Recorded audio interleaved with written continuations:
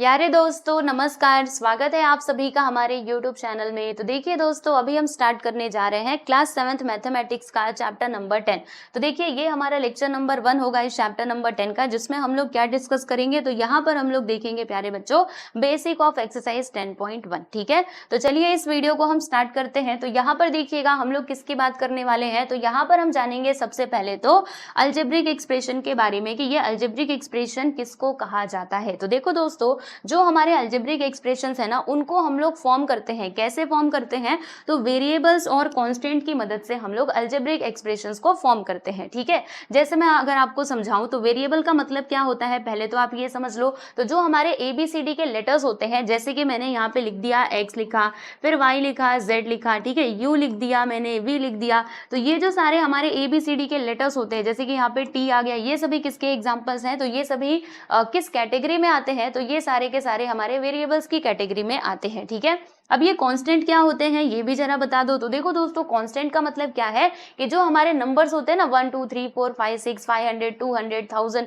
ये सभी को हम लोग क्या कहते हैं? कांस्टेंट कहते हैं। बताइए जरा क्या कहते हैं? जी हाँ, बिल्कुल कांस्टेंट कहते हैं। जैसे मैंने यहाँ पे लिख दिया 1 2 3 4 5 6, इस प्रकार से जितने भी नंबर्स होंगे उन सभी को हम लोग कांस्टेंट की कैटेगरी में रखते हैं। ठीक है, चलो अब मैं आपको यहाँ पे अलजेब्रिक एक्सप्रेशन के कुछ एग्जाम्पल लिख करके समझा देती हूँ। जैसे पहला मैंने एग्जाम्पल यहाँ पे लिखा, मैंने लिखा 5i + 3। ठीक है, तो देखो ये जो आपको एक्सप्रेशन दिखाई दे रहा है, इसमें वेरिएबल भी इंक्लूडेड है, इसी के साथ ही कांस्टेंट भी है। जैसे कि आप देख सकते हो, वेरिएबल इसमें क्या है? y है, और कांस्टेंट इसमें क्या है प्यारे बच्चे? 3 है। यानी कि ये क्या हो जाएगा? ये हमारा अलजेब्रिक एक्सप्रेशन हो जाएगा। ठीक है, वैसे ही अगर मैं यहाँ पे दूसरा एग्जाम्पल आपको लिख करके बताऊँ, तो मैंने यहाँ पे लिख दिया 2x। तो बताइए 2x यहाँ पे अलजेब्रिक एक्सप्रेशन हो सकता है क्या? तो आंसर होगा जी हाँ, 2x भी हमारा अलजेब्रिक एक्सप्रेशन है। समझ रहे हैं आप सभी लोग?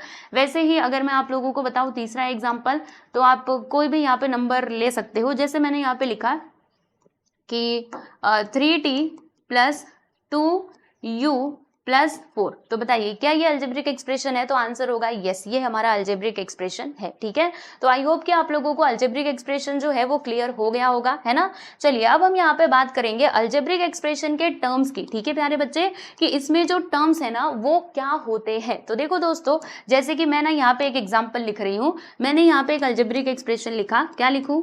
चलो मैंने यहाँ पे लिख दिया 5x + 5। ठीक है, अब इसको ध्यान से देखना, अच्छे से इसको देखिए और बताइए कि इसमें कितने टर्म्स हैं। तो हम यहाँ पे काउंट करेंगे कि कितने टर्म्स हैं। तो देखो प्यारे बच्चों, आपको ना काउंटिंग करनी है। जैसे कि आप यहाँ पे देख सकते हो 5 और x एक साथ है ना, 5x देख रहे हैं आप सभी लोग। तो इन दोनों का क्या हुआ है? यहाँ पे प्रोडक्ट हुआ है। तो याद रखिएगा, जब भी हम लोग टर्म्स की काउंटिंग करते हैं ना, तो यहाँ पे जो हमारा मल्टीप्लीकेशन होता है उसको नहीं देखते, बस हम क्या देखते हैं? ये जो प्लस वाला साइन है ना प्यारे बच्चे, इसको हम लोग कंसिडर करते हैं। ठीक है, तो प्लस साइन के इधर क्या है बताइए? 5x है, यानी कि ये आपका पहला टर्म हो जाएगा।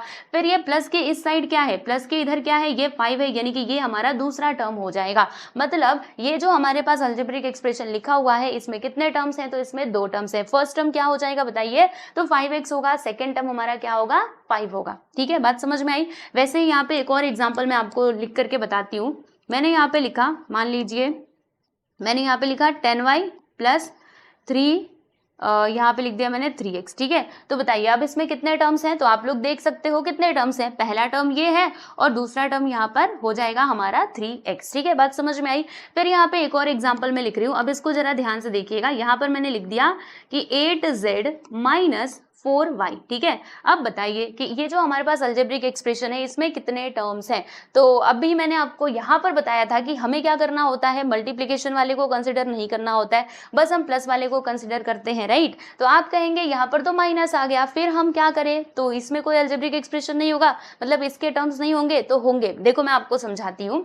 देखो प्यारे बच्चों, जैसे कि यहाँ पर क्या है? 8z - 4y है। ठीक है, तो अब एक काम करो, यहाँ पर आप एक काम करो। क्या काम करोगे? ये जो 4y है ना, इसको आप एक ब्रैकेट में लेकर के लिख दो। लीजिए मैंने इसको एक ब्रैकेट में करके लिख दिया -4y को, और यहाँ पे मैंने प्लस का साइन लगा दिया। मतलब ये जो मेरे पास एक्सप्रेशन था 8z - 4y, ठीक है, इसी को मैंने कैसे लिख दिया? इसी को मैंने इस प्रकार से लिख दिया कि 8z + -4y। अगर मैं ये ब्रैकेट तोड़ूंगी, मतलब ब्रैकेट हटाऊंगी, तो वापस से वही एक्सप्रेशन आ जाएगा जो पहले था, यानी जो ऊपर है वही वापस से आ जाएगा। मतलब इसमें मैंने कुछ भी चेंजेस नहीं किया है, बस मैंने इसी एक्सप्रेशन को इस प्रकार से लिख दिया है और ऐसे हम लिख सकते हैं क्योंकि दोनों में कोई डिफरेंस नहीं है। ठीक है, तो अब देखो यहाँ पर क्या आ गया प्यारे बच्चों, बताइए जरा, प्लस का साइन आ गया। तो इसमें फर्स्ट टर्म हमारा क्या होगा, 8z हमारा फर्स्ट टर्म हो जाएगा और सेकंड टर्म क्या होगा बताइए जरा, तो सेकंड टर्म हमारा हो जाएगा -4y। ठीक है, बात समझ में आई। तो देखो अगर आपको ऐसा एक्सप्रेशन दिखाई दे तो आपको क्या करना है, मतलब अगर आपको ऐसा एक्सप्रेशन दिखाई देता है माइनस वाला, तो अब आपको हर बार थोड़े ना कि यहाँ पे प्लस लिखोगे फिर उसके बाद ये माइनस को अलग करोगे, वैसा करने की जरूरत नहीं है।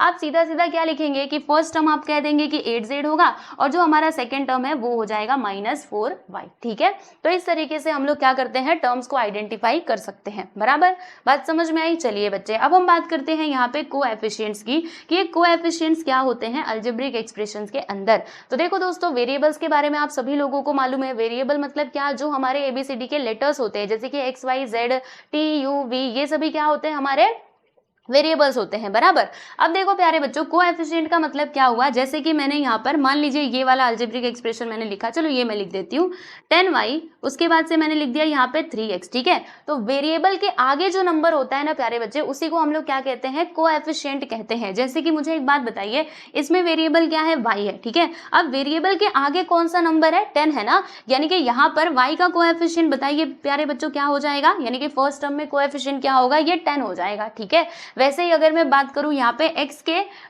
के कोएफिशिएंट की, क्योंकि x भी क्या है, एक वेरिएबल है। बराबर, अब ये x के आगे क्या दिया हुआ है बताइए जरा, 3 दिया हुआ है, यानी कि ये जो 3 आप देख रहे हैं ये हमारा क्या हो जाएगा, कोएफिशिएंट हो जाएगा सेकेंड टर्म में। ओके, वैसे ही मान लो माइनस वाला हम एग्जाम्पल ले लेते हैं। मैंने यहाँ पे लिखा 8z - 4y। ठीक है, तो आप बताइए इसमें हमारे कोएफिशिएंट्स क्या होंगे। तो मैंने आपसे कहा कि z का कोएफिशिएंट बताओ, तो z का कोएफिशिएंट क्या होगा प्यारे बच्चे, बताइए जरा, 8 हो जाएगा। और ये y वेरिएबल का कोएफिशिएंट क्या होगा, बोलो, 4 होगा क्या, ना भाई ना, माइनस को भी ले लेना, यानी कि -4 इसका कोएफिशिएंट हो जाएगा। बात समझ में आई। चलो यहाँ पे मैं ना एक और एग्जांपल लेती हूँ, जैसे कि मैंने यहाँ पे लिख दिया -x + y। ठीक है, अब मैं आपसे पूछ रही हूँ कि मुझे बताइए कि इसमें x का कोएफिशिएंट क्या होगा। तो आप कहेंगे x के आगे तो कोई नंबर ही नहीं है, तो हम क्या करें। तो ज्यादा टेंशन लेने का नहीं। देखो आप ना एक बात हमेशा ध्यान रखना, जैसे 1x बोलो या फिर खाली बस x बोलो, दोनों का मतलब क्या, मतलब दोनों का मीनिंग क्या है प्यारे बच्चों, सेम टू सेम है।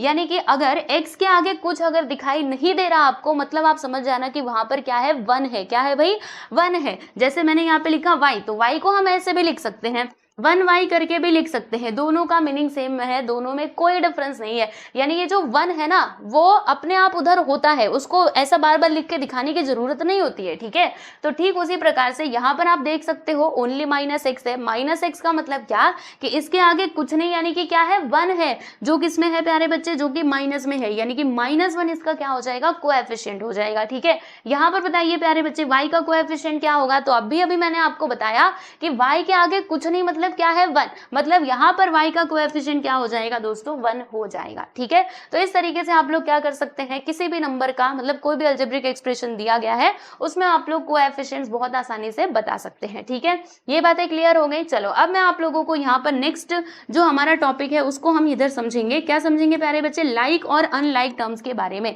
अब ये लाइक टर्म्स और अनलाइक टर्म्स क्या होते हैं, ये जरा मैं आपको समझा देती हूँ। तो देखो दोस्तों, लाइक टर्म्स का मतलब क्या है, बहुत सिंपल सी बात है। जैसे जो हमारे नंबर्स दिए गए मैं आपको बताती हूँ। मैंने यहाँ पर कुछ मैं ना मतलब कुछ यहाँ पे टर्म्स लिख रही हूँ, आप उनको देखिएगा। मैंने यहाँ पे लिखा 2x + 4y, फिर यहाँ पे 3x लिख दिया, 4z लिख दिया। ठीक है, फिर मैंने यहाँ पे क्या लिख दिया, समझ लीजिए कि 8y लिख दिया। ठीक है, फिर मैंने यहाँ पर लिखा 12pq, उसके बाद यहाँ पे लिखा मैंने 1 नहीं, ओनली चलो यहाँ पे 2pq लिख देती हूँ। बराबर, चलिए अब आपको इसमें क्या करना है, लाइक टर्म्स को मान लीजिए आइडेंटिफाई करना है। तो देखो दोस्तों, लाइक टर्म्स के लिए हमें क्या करना होता है, जो हमारे वेरिएबल्स होते हैं ना उनके ऊपर हमको फोकस करना है। यानी जिसमें भी वेरिएबल्स क्या रहेंगे, सेम रहेंगे, वैसे टर्म्स को हम लोग क्या कहेंगे दोस्तों, लाइक टर्म्स कहेंगे। जैसे कि मैं आपको समझाऊं, तो यहाँ पर देखिएगा, लाइक टर्म्स अभी पहचानना हम सीख रहे हैं, ध्यान से देखो। जैसे यहाँ पर आ गया 2x। ठीक है, अब देखो कोई ऐसा नंबर है क्या, कोई ऐसा टर्म है जिसमें वेरिएबल x हो। चलो आगे आगे देखते जाओ, ये तो 2x ऑलरेडी है। ठीक है। देखो x वेरिएबल वाला टर्म यहाँ पर है, यानी कि 2x और 3x ये दोनों यहाँ पर क्या हो जाएंगे, लाइक टर्म्स की कैटेगरी में आ जाएंगे। वाई? बिकॉज दोनों का जो वेरिएबल है ना दोस्तों सेम है, इसका भी वेरिएबल x है, इसका भी वेरिएबल x है, यानी कि ये दोनों क्या हो जाएंगे, हमारे लाइक टर्म्स हो जाएंगे। वैसे ही यहाँ पर देखिएगा, मैं बात करती हूँ 4y की। अब बताओ y वाला टर्म आपको कहीं पे दिखाई दे रहा है? देख लो अच्छे से ध्यान से। जी हाँ बिल्कुल यहाँ पे दिख रहा है, देख लो। यानी कि 8y और ये 4y दोनों के दोनों क्या हो जाएंगे प्यारे बच्चे, लाइक टर्म्स हो जाएंगे। ठीक है। वैसे ही दूसरा एग्जांपल यहाँ पर देखिएगा 4z का जोड़ीदार कुछ है क्या, यहाँ पे नहीं है, मतलब इसका ये अकेला ही है, तो इसके लिए तो कोई यहाँ पे प्रेजेंट है ही नहीं, जाने दो इसको। ठीक है। अब मैं इसकी बात करती हूँ 12pq की। ठीक है, चलिए बताइए, अब इसमें वेरिएबल क्या है, पी क्यू है ना। यहाँ पे दो वेरिएबल्स हैं पी और क्यू, तो पी और क्यू आपको किसी और टर्म में दिखाई दे रहा है? जी हाँ बिल्कुल, यहाँ पर दिख रहा है 2pq, यानी कि ये दोनों के दोनों क्या हो जाएंगे प्यारे बच्चों, ये दोनों हमारे हो जाएंगे लाइक टर्म्स। ठीक है, तो इन्हीं को हम लोग क्या कहते हैं, लाइक टर्म्स कहते हैं। समझ में आ गया ना? यानी वेरिएबल्स को देखने का, अगर वेरिएबल सेम है तो फिर आप कह दोगे कि ये है हमारे लाइक टर्म्स। और इसके जस्ट अपोजिट अनलाइक टर्म का मतलब क्या हुआ, जब हमारे वेरिएबल सेम नहीं रहते जब वेरिएबल सेम नहीं रहते हैं तो हम उनको क्या कहते हैं, अनलाइक टर्म्स कहते हैं। ठीक है, जैसे मैं आपको बताऊं, देखो मैंने यहाँ पे लिखा 4z और 2x, मैं आपसे पूछ रही हूँ बताइए क्या ये दोनों लाइक टर्म्स हैं?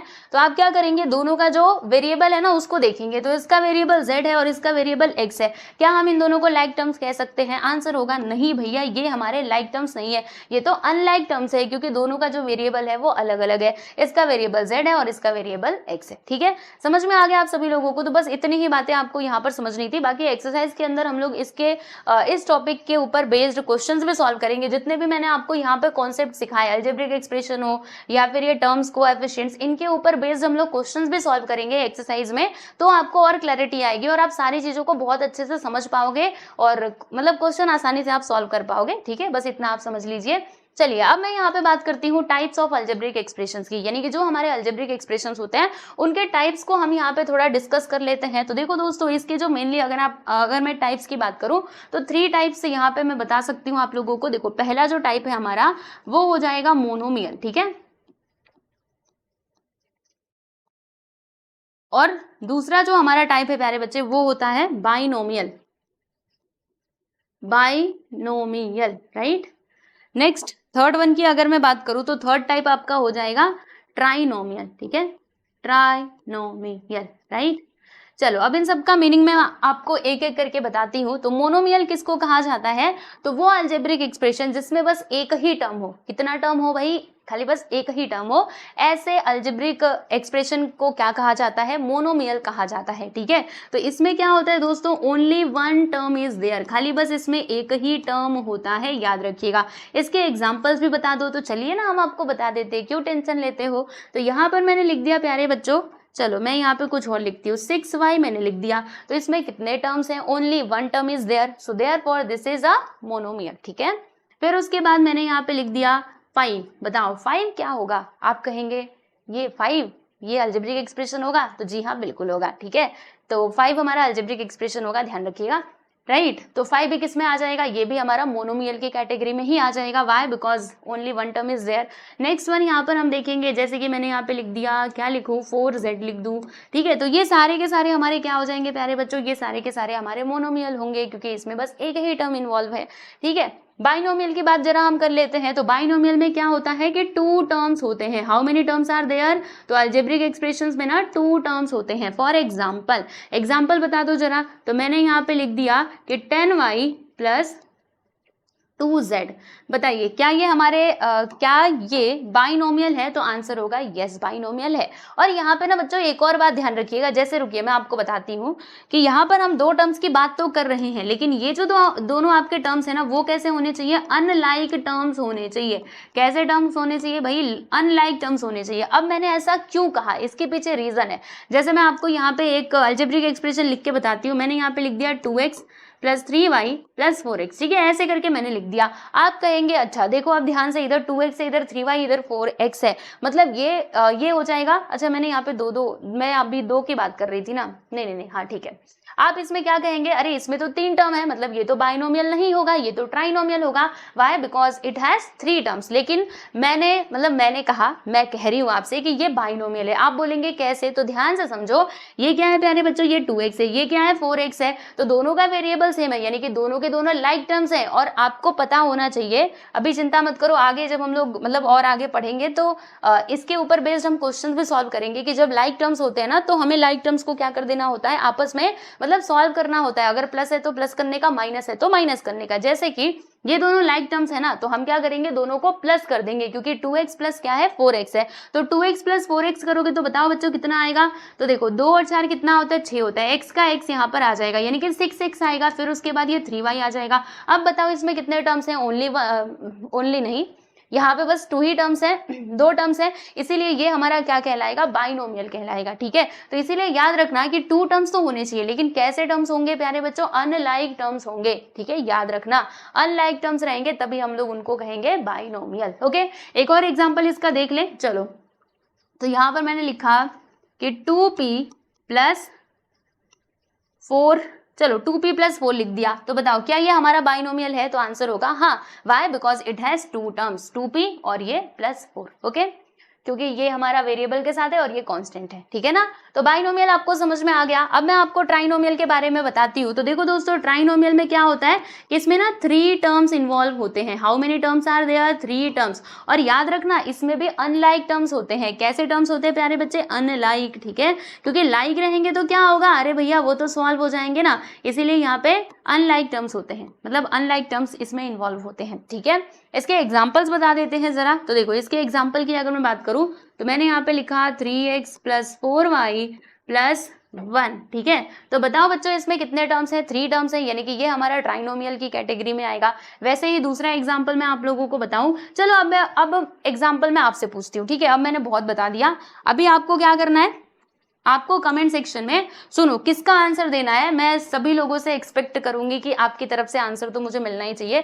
देखो प्यारे बच्चों, आपको क्या करना है, अलजेब्रिक एक्सप्रेशन में मोनोमियल, बाइनोमियल और ट्राइनोमियल तीनों का एक एक एग्जांपल कमेंट सेक्शन में लिख करके बताना है, तीनों का। ठीक है, मोनोमियल का एक एग्जाम्पल बताइएगा, फिर बाइनोमियल का और ट्राइनोमियल का। ये सवाल आप लोगों के लिए है, आप इसका आंसर जरूर दीजिएगा। ठीक है, चलिए, तो यहाँ तक की बातें समझ में आ गई कि कितने टाइप्स होते हैं। एक तो हमारा मोनोमियल होता है जिसमें 1 टर्म होता है, बाइनोमियल में 2 टर्म्स होते हैं, ट्राइनोमियल में 3 टर्म्स होते हैं। ठीक है, अब यहाँ पर मैं ना एक और चीज आप लोगों को बताने वाली हूँ, जो हम लोग जनरली आपने सुना भी होगा, नहीं सुना होगा तो अभी से आप सुनना स्टार्ट करेंगे, विच इज पोलिनोमियल। ठीक है, अब ये पोलिनोमियल क्या होता है? जनरली क्या होता है कि जैसे हमने देखा कि मोनोमियल मतलब 1 टर्म, बाइनोमियल मतलब 2 टर्म्स और ट्राइनोमियल मतलब 3 टर्म्स। ठीक है, तो पोलिनोमियल हम किसको कहते हैं? तो 3 टर्म्स से ज्यादा, मतलब जिसके पास टर्म्स रहते हैं, जैसे कि 4, 5, ठीक 4, 5, 6 ऐसे करके टर्म्स जो रहते हैं अलजेब्रिक एक्सप्रेशन में, उसको हम लोग पोलिनोमियल की कैटेगरी में रखते हैं। राइट, ऐसा ही जनरली होता है। लेकिन मैं आपको एक बात बताती हूँ पोलिनोमियल के बारे में कि ये जो हमारा पोलिनोमियल है ना प्यारे बच्चों, ये किसको कहा जाता है? तो समझिएगा, वो अलजेब्रिक एक्सप्रेशन जिसमें एक या फिर मोर देन 1, मतलब 1 या फिर मोर देन 1, इससे ज्यादा टर्म्स होते हैं। सुनिएगा ध्यान से, 1 और more than 1 term is there, तो उसी को क्या कहा जाता है प्यारे बच्चे? पोलिनोमियल कहा जाता है। तो यहां से आप क्या कंक्लूड कर सकते हो कि मोनोमियल, बाइनोमियल, ट्राइनोमियल ये तीनों के तीनों किस कैटेगरी में आ जाएंगे? तो पोलिनोमियल की कैटेगरी में आ जाएंगे। ठीक है, जनरली आप लोगों ने इतना ही ऐसा ही पढ़ा होगा कि पोलिनोमियल किसको कहा जाता है, तो जब 3 से ज्यादा टर्म्स रहेंगे अलजेब्रिक एक्सप्रेशन के अंदर तो उसको पोलिनोमियल की कैटेगरी में रखा जाता है। लेकिन स्पेसिफिकली आपके टेक्स्ट बुक में लिखा हुआ है, पढ़िएगा कि पोलिनोमियल के बारे में बताया जा रहा है कि वो अलजेब्रिक एक्सप्रेशन जिसमें एक या फिर उससे ज्यादा टर्म्स होते हैं, राइट, उसको हम लोग पोलिनोमियल की कैटेगरी में रखते हैं। इसका मतलब क्या हुआ? इसका मतलब ये हुआ कि मोनोमियल, समझिएगा, मोनोमियल, बाइनोमियल एंड ट्राइनोमियल, ये तीनों के तीनों क्या हो जाएंगे? ये हमारे पोलिनोमियल्स कहलाएंगे। ठीक है, समझ में बात आई आप लोगों को? तो आई होप कि आपको ये बातें भी क्लियर हो गई होंगी। ठीक है, तो हमने लगभग इसका बेसिक तो कवर कर लिया है। इसके बेसिक में बस इतनी ही बातें थी, ज्यादा कुछ इसका बेसिक बड़ा नहीं था। अब जो भी आप सीखोगे वो एक्सरसाइज के माध्यम से सीखोगे। तो हमने आज क्या क्या जाना? अलजेब्रिक एक्सप्रेशन के बारे में जाना, फिर यहाँ पे हमने टर्म्स एंड कोएफिशिएंट्स को समझा, राइट, और यहाँ पे हमने लाइक एंड अनलाइक टर्म्स के बारे में जाना, टाइप्स ऑफ ये जो अलजेब्रिक एक्सप्रेशन से। ठीक है, उनको भी हमने यहाँ पे डिस्कस किया। अब देखो दोस्तों, इसके आगे हमारा क्या आ जाएगा, इसके आगे आएगा हमारा एक्सरसाइज 10.1, ठीक है।